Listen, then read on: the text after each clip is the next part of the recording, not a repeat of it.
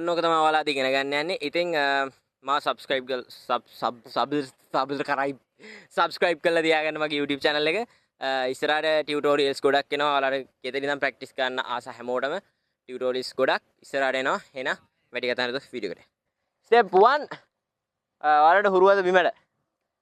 හරිද? දනිසා තියන්න. Step 2 විදිහට මේ කකුල මෙහෙට ගෙනාවා. පස්සේ අනිත් කකුල ගෙනල්ලා උඩින් තියන්න. right? ආවා. තිබ්බා මෙතනින් ජම්ප් කරන්න හිමින්. ජම්ප් තිබ්බා. හොඳයි. step 2.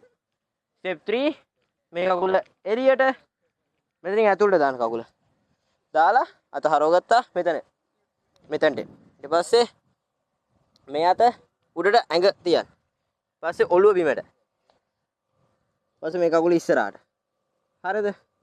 ඊට පස්සේ මෙතන ඉඳන් කකුල් දෙක හිමිට උස්සලා මේක ඉස්සරහට ඔන්න ඔසන්න. හරිද? බූම්. ආපහු බලමු.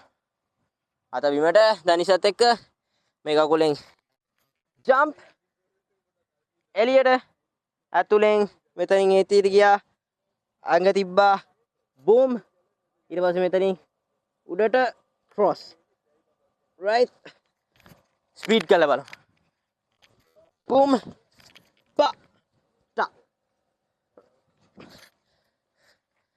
ඔක තමයි ඉතින් ඔයාලා ඉගෙන ගත්තා කියලා මම හිතනවා ඔයාලා අලුතෙන් දෙයක් එක දිගට අලුතෙන් වීඩියෝස් ගොඩක් ටියුටෝරියල්ස් ගොඩක් මගේ YouTube එක අප්ලෝඩ් වෙනවා ඉතින් subscribe කරලා තියාගන්න බ්‍රේකින් වලට ආදරය කරන කට්ටිය ගෙදරින් ඉඳන් අනිවාර්යෙන් ප්‍රැක්ටිස් කරන්න ආදරේ ඊළඟ වීඩියෝ එකකින් හම්බෙමු